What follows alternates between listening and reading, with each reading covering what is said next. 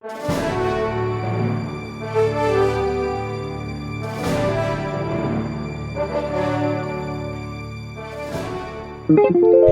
this is Grandmaster Damien Lemos for onlinechesslessons.net.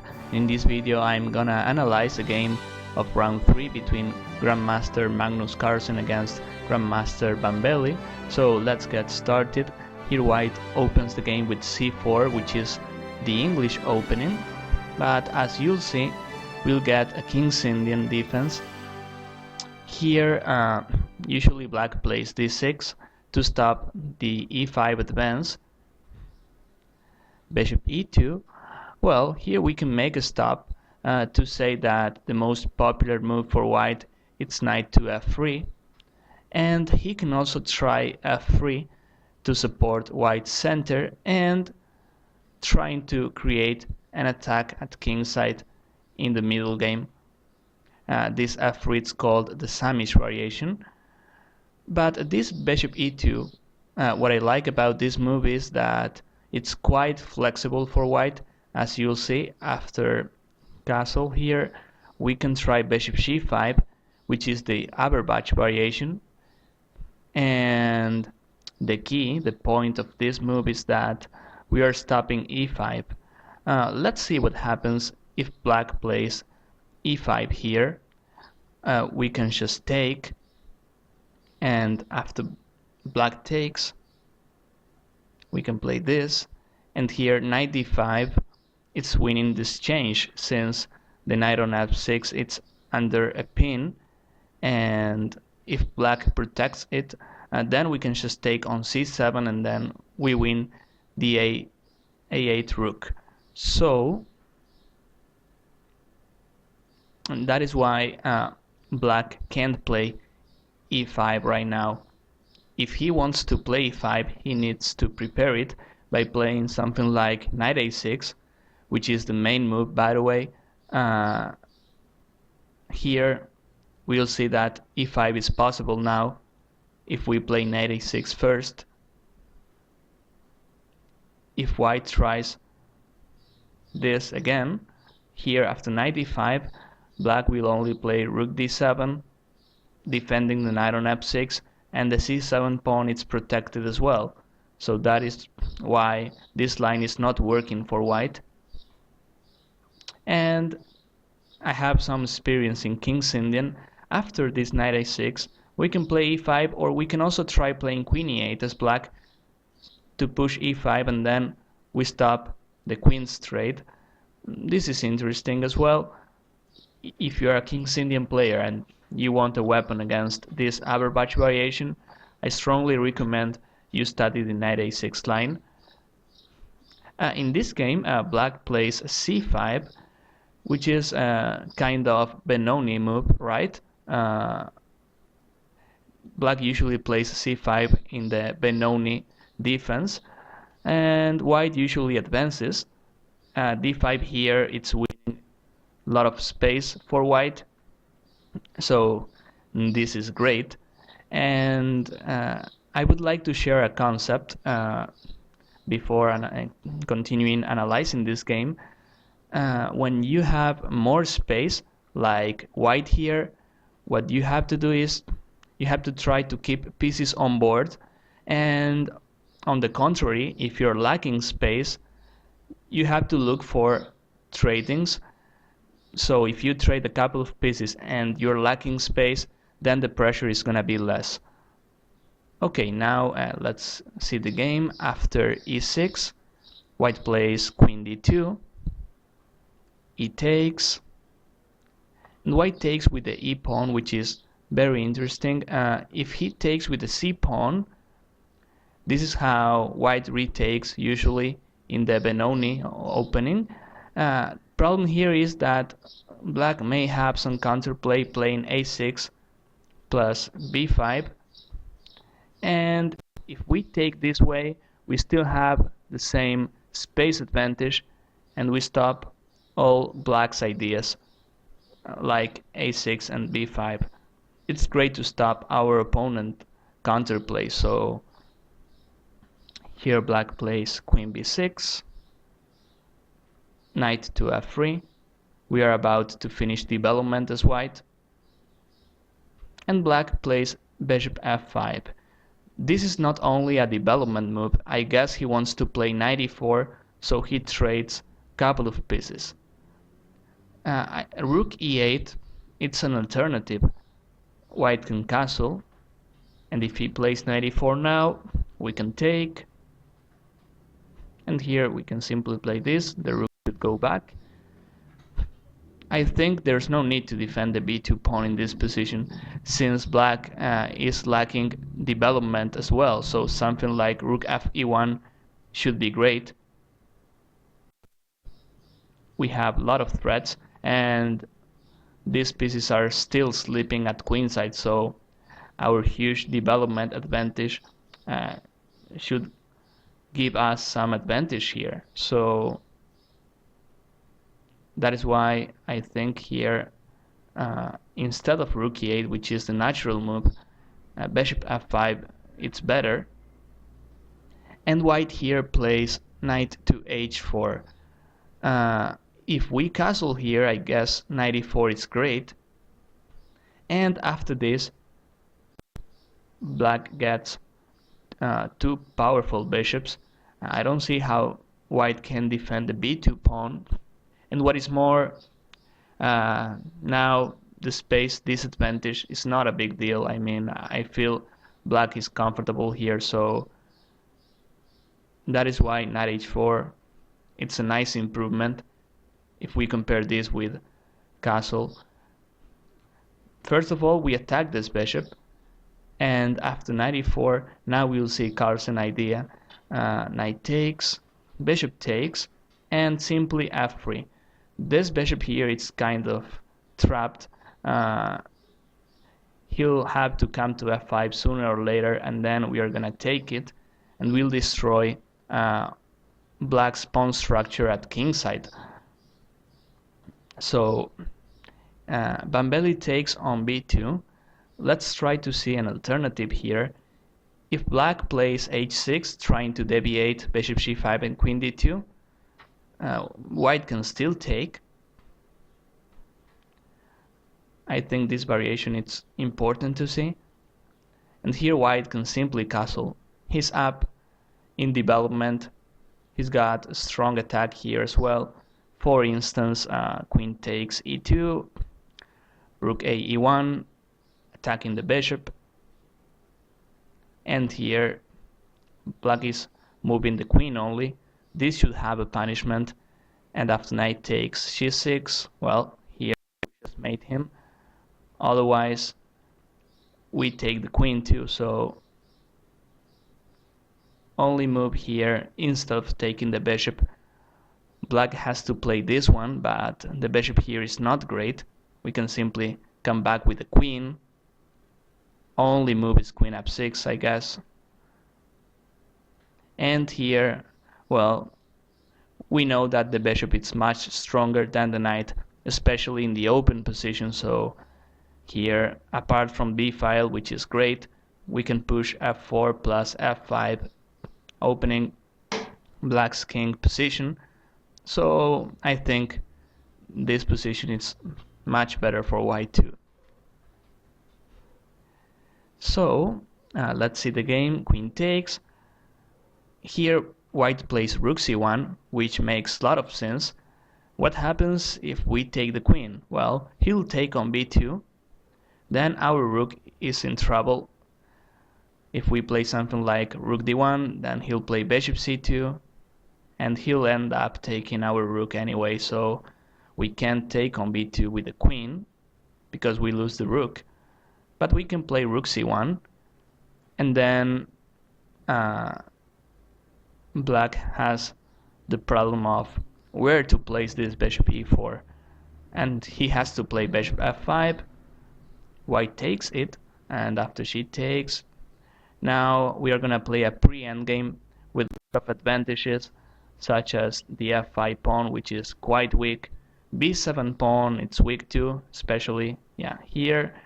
And the main thing, I think, white's got the pair of bishops, which is pretty strong.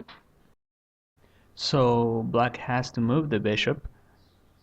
bishop c3 check, king d1, and now black plays rook to e8.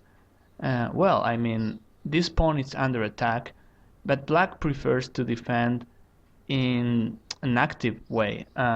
If he plays b6, we can just play bishop d3 and take this pawn, and there's also bishop e7 and the d6 pawn is also falling, so in these two options white's position is much better. Again, he has the bishop pair, so I understand if black prefers to defend actively. So here rook takes b7, white takes this pawn, and then he hopes to take this one too. So knight to a6, and here comes a nice move. I like a3, mainly because we are playing against this knight on a6. It's great to stop our opponent's ideas, and he'll lack counterplay here. Rook b8, rook takes, knight takes. I guess he can also take with the rook, creating some threats. And basically here we have some ideas.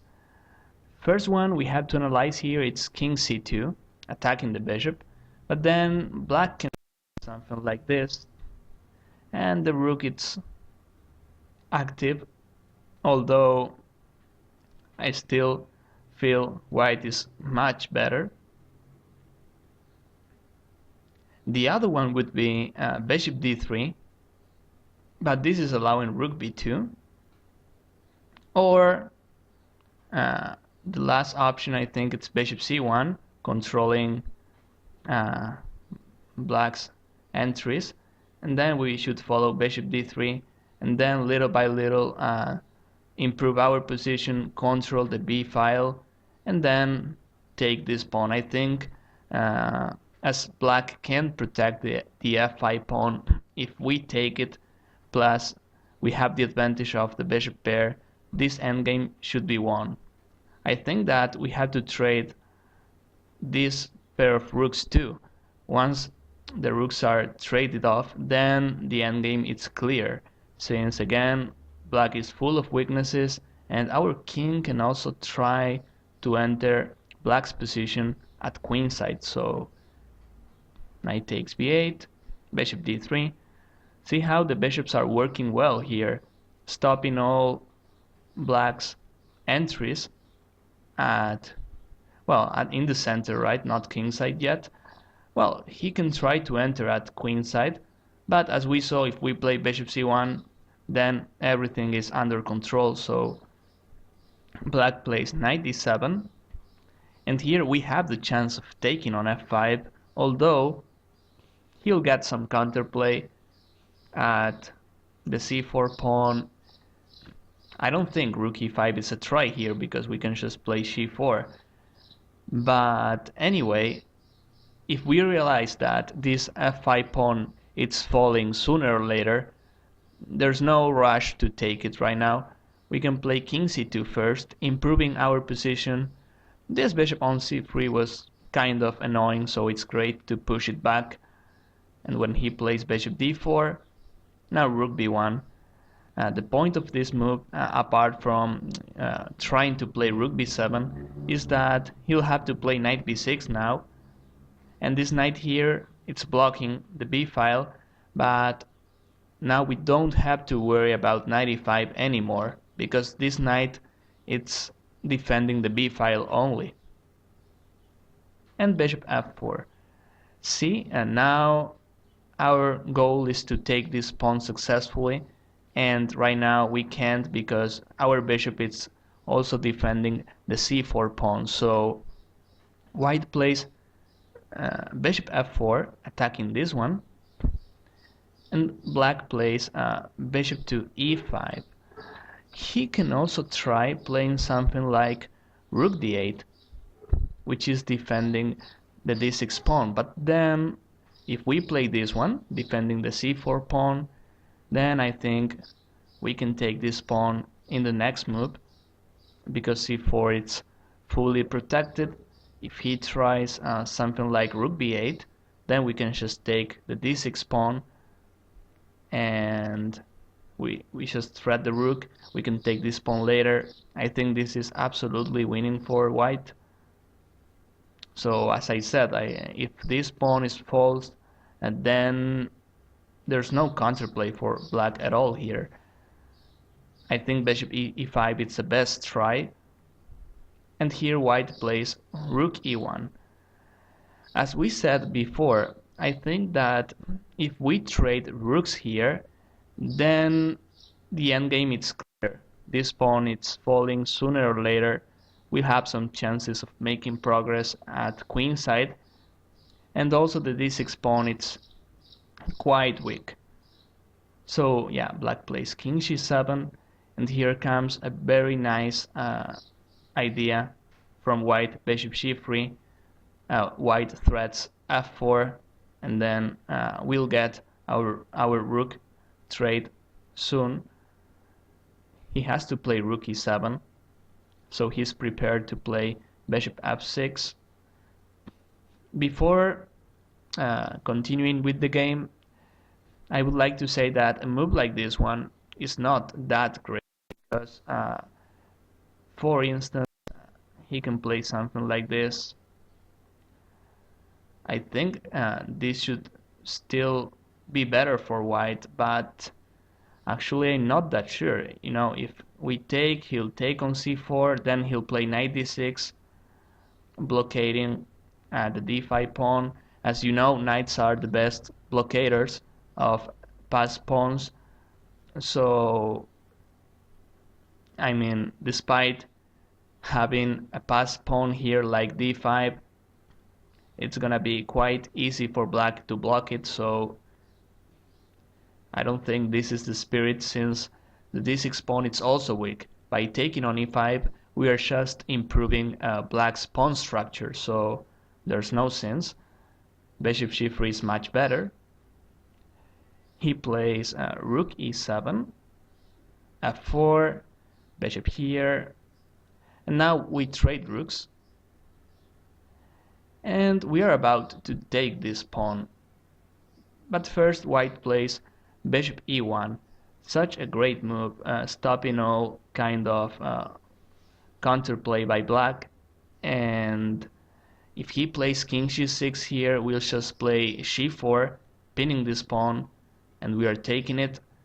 And this is tricky too, because if he plays king f6, stopping g4, we'll play bishop f4, and then we'll catch that bishop too.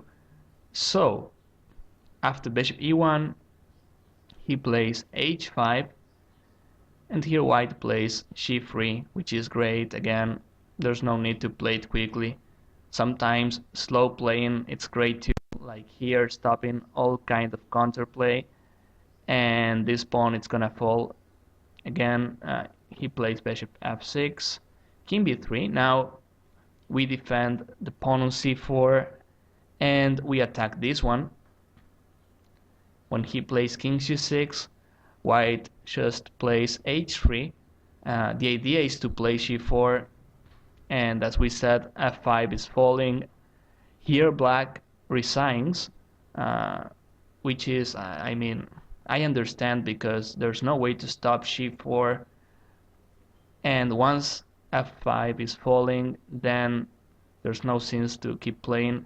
I mean, if he tries something like knight c8, for instance, I guess we can try g4, takes, and yeah, knight e7, it's the only way to defend f5.